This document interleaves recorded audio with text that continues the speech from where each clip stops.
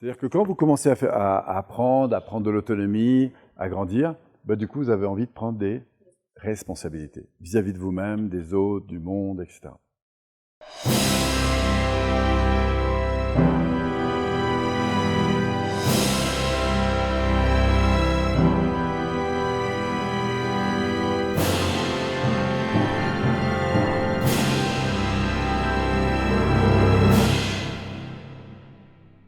Alors, ce qui veut dire que la clé pour réussir sa vie se situe dans la prise en compte de mes besoins, de mes attentes, de mes envies. Alors, soit de la frustration pour aller chercher derrière le soleil qu'il y a, c'est-à-dire je ne reste pas focalisé sur l'ombre, mais sur la lumière qui est derrière, dit autrement le besoin, l'envie, l'attente, etc. Et ce à quoi je vais attribuer de la valeur. D'accord ? Vous verrez plus loin qu'il y a deux grands champs dans les valeurs. Il y a les valeurs qui vous nourrissent intérieurement, qui vont avoir un impact sur votre bien-être. D'accord ? C'est ce qui va contribuer au développement de votre bien-être. Et puis il y a des valeurs que vous allez développer autour de ce que vous aimez faire ou avoir. Sur quoi vous allez attribuer de la valeur. Mais pourquoi je vais aimer aller faire du sport, aimer apprendre, aimer avoir de belles voitures, aimer avoir de beaux diplômes ? Parce que ces éléments génèrent chez moi du bien-être. D'accord ? Parfois le problème, c'est que je vais croire qu'il faut avoir telle chose pour se sentir heureux ou faire telle chose pour se sentir plus heureux. Alors ça peut être vrai au début, mais ça ne sera pas tout le temps vrai. Le fait de croire que je serai plus heureux si j'ai plus d'argent, c'est pas toujours vrai. Parce qu'en fait, être heureux, c'est une affaire de relation avec. Alors si vous aimez l'argent et que le fait d'en avoir, ça vous rend heureux, tant mieux, ça vous rend heureux. Mais avec beaucoup d'argent, vous pouvez avoir toujours le même problème en fait. Si vous avez un problème de relation. Vous pouvez être très heureux sur un yacht en pleine baie de Monaco, mais vous pouvez être toujours en train de vous prendre le chou parce que le chrome n'est pas assez, le whisky n'est pas à température, parce que les impôts tombent, parce que la bourse bouge. Oui. C'est une affaire de relation. Bref, nous, ce qu'on va aller chercher maintenant, c'est les finalités qui sont là derrière. Qu'est-ce qui est vraiment important pour vous ? Qui se souvient où il était l'année dernière ? Est-ce que vous avez remarqué que c'est passé plus vite que les années précédentes ? Et vous savez quoi ? Moi qui suis plus âgé que certains d'entre vous, j'ai le regret de vous dire que ça va continuer.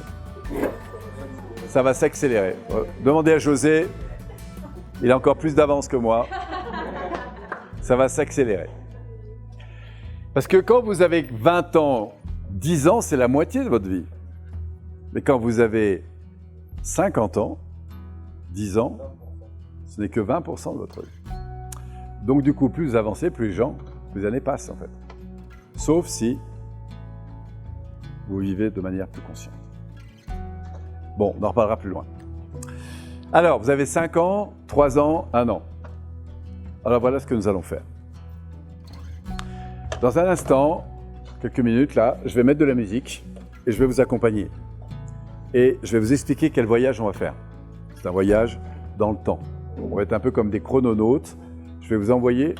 Pourquoi ? Parce que vous savez, il y a des gens qui pensent que l'avenir est écrit. Et il y a des gens qui pensent que l'avenir est à écrire. C'est vrai qu'ils pensent que l'avenir est écrit.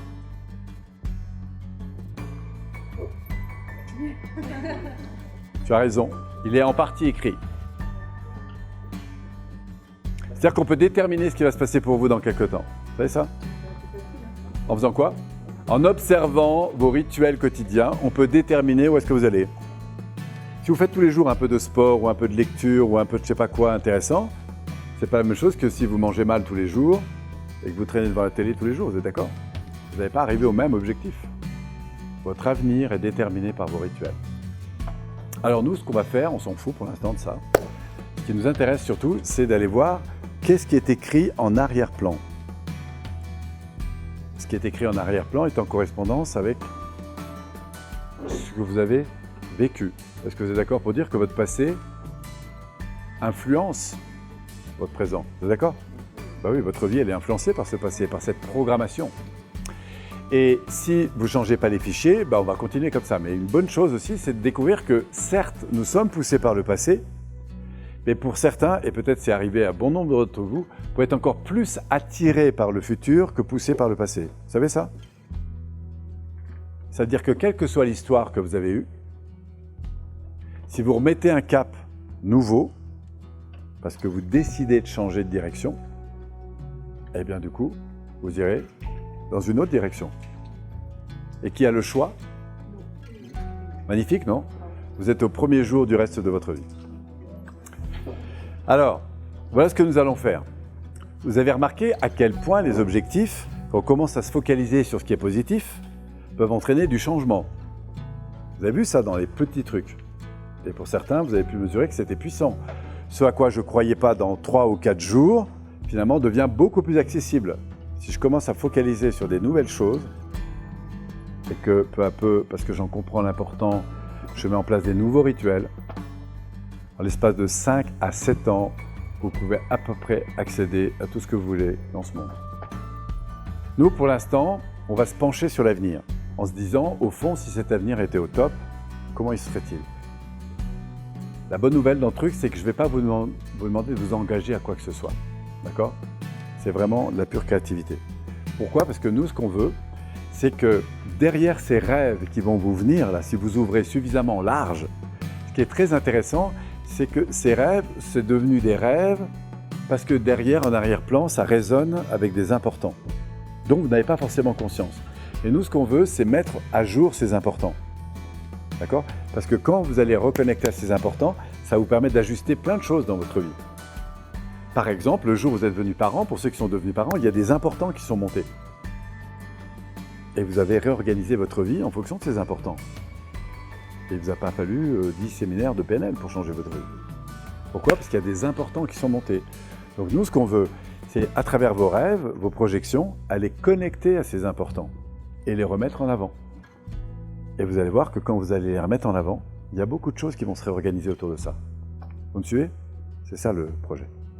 Alors, pour aller mettre au jour ces importants, car vous en avez tous, conscients ou pas trop conscients, eh bien, on va utiliser le levier, justement, du rêve. Alors, voilà ce que vous allez faire. Vous allez prendre 3 feuilles de papier d'un format A5. Donc, c'est la moitié d'un format A4. Sur la première feuille, en haut, vous allez écrire, écoutez-moi bien, vous allez écrire 5 ans et plus. 5 ans et plus. Vous mettez un gros 1 à côté, vous mettez 5 ans et plus. La deuxième feuille, en gros titre, d'abord vous allez mettre 2, vous allez mettre moins 2 ans. Faites-moi confiance, vous écrivez moins 2 ans, ANS.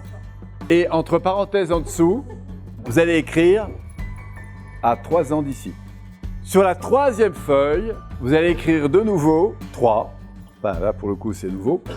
Et à côté, vous allez mettre de nouveau moins 2 ans. Moins 2 ans. Vous verrez, parce que dans le protocole, ça va être moins 2 ans. Alors, ce qui est très important dans cet exercice, il y a 3 choses. La première, c'est d'être dans cet exercice un peu comme un enfant dans un grand magasin de jouets. Et là, dans ce magasin, tu peux mettre tout ce que tu veux dans ton chariot. Le seul truc, c'est que tu n'as que 10 minutes à cet étage. D'accord? Ce qui veut dire qu'au terme des 10 minutes, le magasin ferme. Donc là, ça va être le moment où vous allez être connecté directement à l'univers. Vous pouvez faire toutes les demandes que vous voulez. Le seul critère important, c'est que ce soit important pour vous. D'accord? La deuxième chose, c'est que personne n'ira lire vos notes. Et vous n'aurez pas à en parler non plus. D'accord? C'est très personnel. Si vous avez envie de ceci, de cela, vous rêvez de ceci, vous vous lâchez complètement parce que ce n'est pas le contenu de ce que vous allez écrire qui va nous intéresser, c'est ce qu'on va aller détecter derrière. Okay? Donc, aucune limite. Le seul critère important, c'est que ce soit important pour vous, ça vous fait vibrer.